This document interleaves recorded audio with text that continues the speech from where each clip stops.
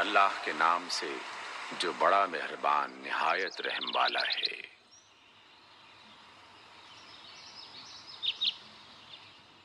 اقرأ باسم ربک الذی خلق، اے نبی پڑھیے اپنے رب کے نام کے ساتھ جس نے پیدا کیا۔ خلق الانسان من علق، جمے ہوئے خون کے ایک لوتھڑے سے انسان کی تخلیق کی۔ اقرأ وربک الاکرم، پڑھیے اور آپ کا رب بڑا کریم ہے۔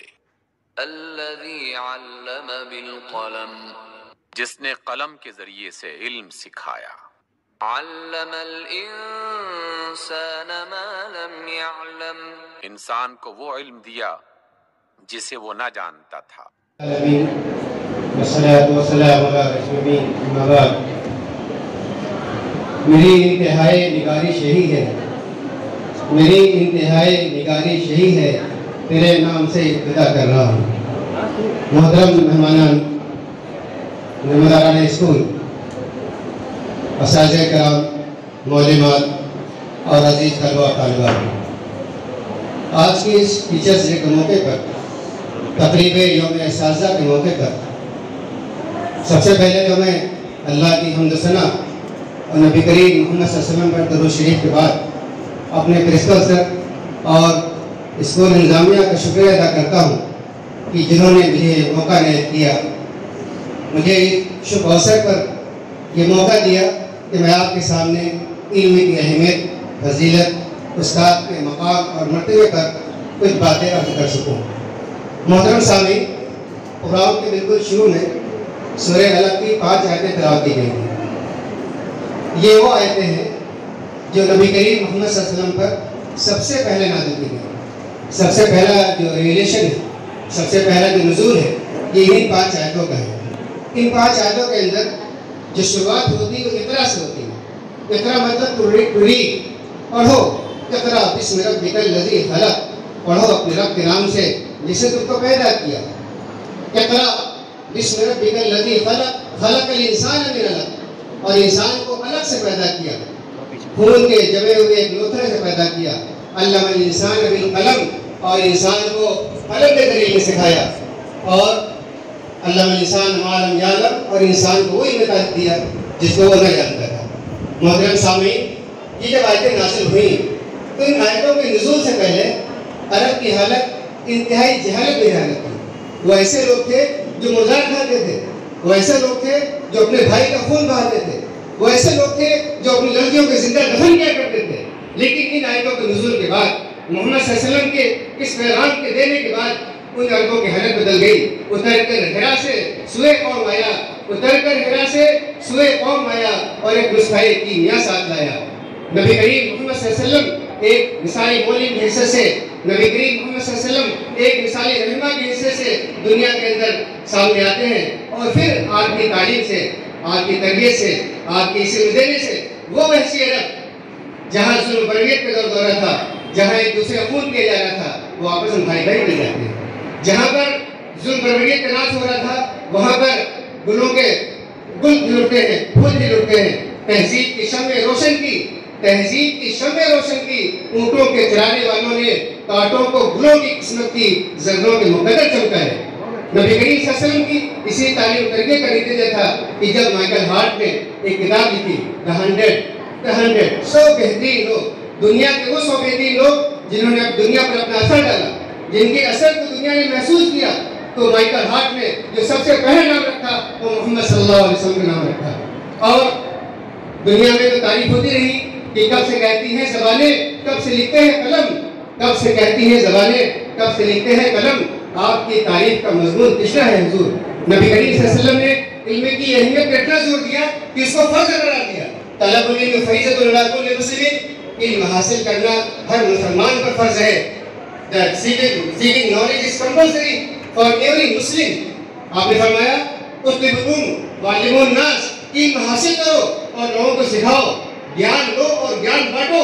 نبی صلی اللہ علیہ وسلم نے فرمایا کہ جو حصول علم کے راستے پر چلا گویا اس نے جنت کا راستہ آسان کر لیا۔ قرآن مجید کی صرف یہی 5 آیتیں نہیں جنہوں نے علم کی حیثیت پر زور دیا، بلکہ قرآن مجید کے اندر جا بجا سینکڑوں ایسی آیتیں ہیں کہ جس میں علم کی حیثیت علم کی اہمیت پر زور دیا گیا۔ اولا تعلمون، اولا یعلمون، اس طرح کے الفاظ زاویہ پائے جاتے ہیں۔ کیا تم علم نہیں رکھتے؟ کیا تم کو معلوم نہیں؟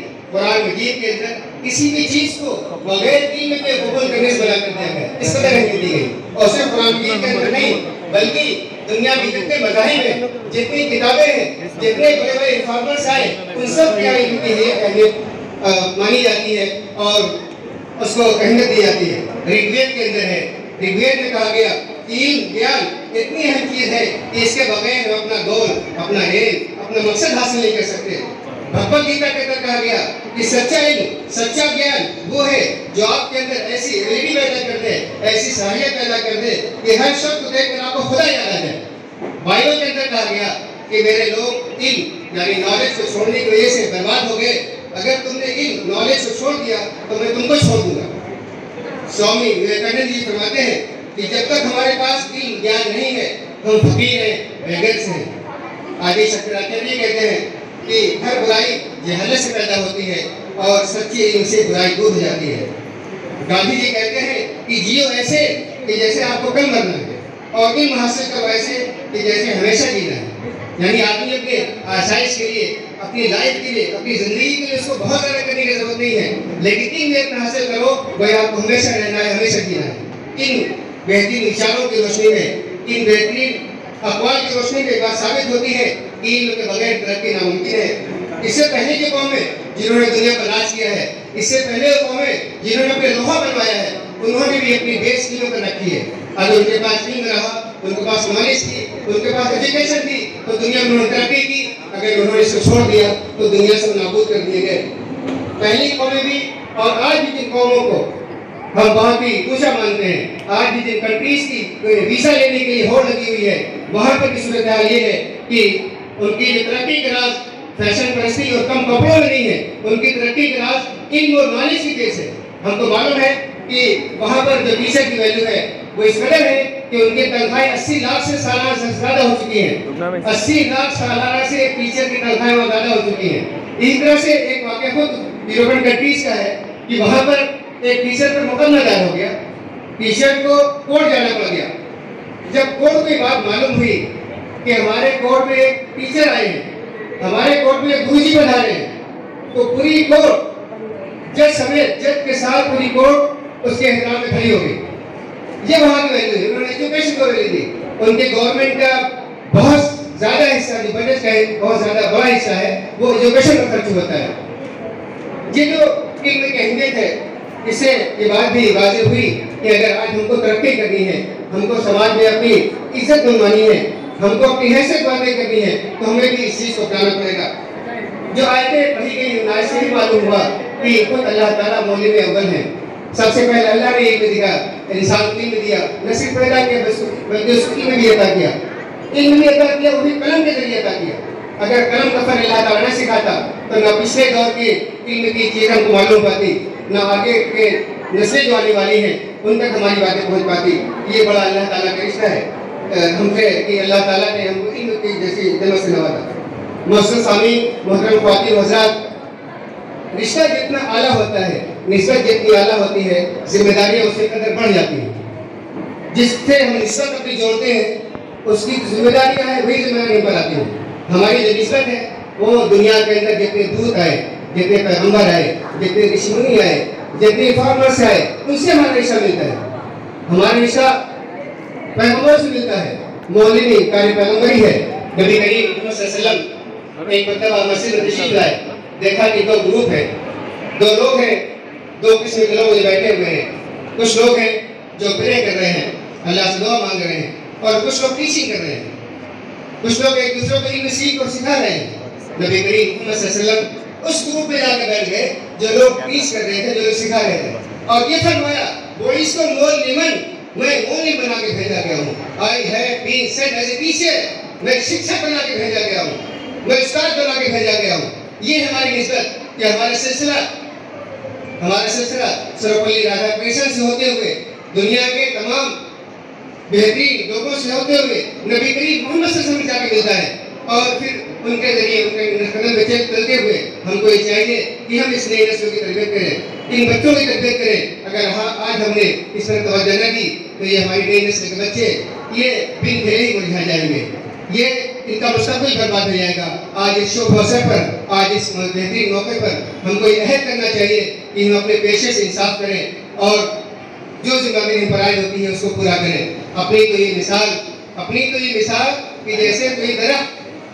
یہ مثال کہ جیسے کوئی درخت اوروں کو چھاؤ دے خود دھوپ میں جلے، اوروں کو چھاؤ دے خود دھوپ میں جلے۔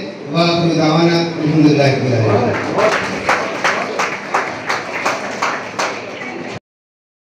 وآخر دعواهم أن الحمد لله رب العالمين۔ اور ان کی ہر بات کا خاتمہ اس پر ہوگا کہ ساری تعریف اللہ رب العالمین ہی کے لیے